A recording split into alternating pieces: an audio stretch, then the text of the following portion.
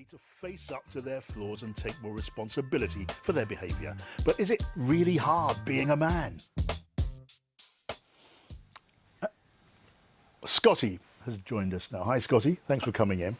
Just give us your verdict, in essence here. Is male superiority, is it confined to an anachronistic corner of our gender, or is it hardwired into the male brain? I think it's much darker than that. I think it's much sinister than that. I think men in this country, and let's talk about this country, men are socialised to be a hegemonic version of masculinity. So they're told they have to be violent, that they have to dominate, that they are to be leaders. And we've created cultures that endorse that. And so we're witnessing the effects of that. And I think what's really important to say when we're looking at that short film, which is quite a light-hearted look at some horrific things that have come to light in the last couple of weeks. But this idea that somehow that these have just emerged, that these thoughts have just come out, like women have been telling us for decades this stuff's going on. And so we've got to understand that there's going to be this rage, there is going to be this anger and this backlash, that all of this conversation is about, oh, let's say sorry, oh, you know, or my daughters, or yes, it's now time to listen to women. No, women have been saying this for a long time. Yes, they have. It's disgraceful. They have. It's embarrassing, actually, that we've got like prolific Hollywood film stars who are saying it's now time that we listen to women. Actually, we need to do more than that.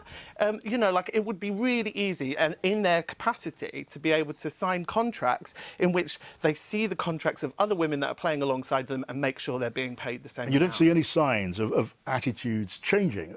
Is it a generational thing to any degree at all? I think it's far too simplistic. I think my daily experience as a big, fat, queer femme of, like, existing in this world is one of violence, of people taking photographs of me in public space, of trucks veering onto the road so people can shout out expletives at me, of having, like, every day having a series of being ridiculed. In fact, actually, I was on the phone to the non-emergency police line reporting a homophobic hate crime whilst another was taking place to me. That is how much I and other people like me have to deal with. So if we ask if this is generational, no, this is happening. This is actually happening. And what I want us to do is get beyond just saying that, oh, maybe it's just banter, or maybe this is just like what masculinity is about.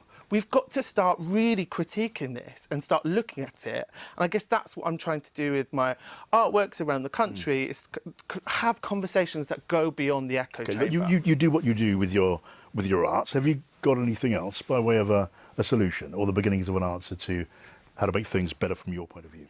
Well, that's a difficult question, because, you know, like, how is me, who is, you know, to some extent, like, I am a victim of masculinity in a way because of the aggressions that I put up with on a day-to-day basis.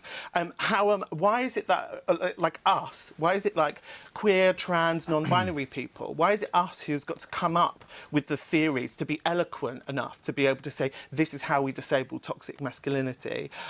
Actually, this has got to come from within. Men have got to acknowledge their privilege, and I want them to hand over power, and also I want them to hand over some platform. I'm really up for, like, trying a matriarchy. We've done patriarchy for a long time, hasn't really worked. OK, Michael, what do you think? Because obviously I'm completely enlightened. I don't need to be told about this. I think I've heard a great deal of rubbish in the last few moments. I mean, men are not trained to be dominant and violent. I was trained to obey a woman who was my leader, who was Margaret Thatcher. And in the present world, we have a female... Tories love to do that, we have a female queen, we have a female prime minister... A female queen, a woman who was unelected... We have a female First Minister of Scotland, we have a female leader of the Conservative Party in Scotland, we have a female leader of the Labour Party in Scotland. I just don't recognise the picture you're painting at all. You don't recognise the misogynies that we're currently experiencing in the world. I can tell you... And what is more, if there's one thing that has been remarkable about the last 20 years, it has been the emancipation of gay people. We now have gay marriage. We've had... What? Well, we don't have gay marriage? No, we do have what gay marriage. What do you say? You're not saying there's been a transformation? Yeah. I'll tell you what would be a good idea. There hasn't been a transformation. My daily experience. Scotty, maybe the woman could talk. Let a woman get a word. What about that?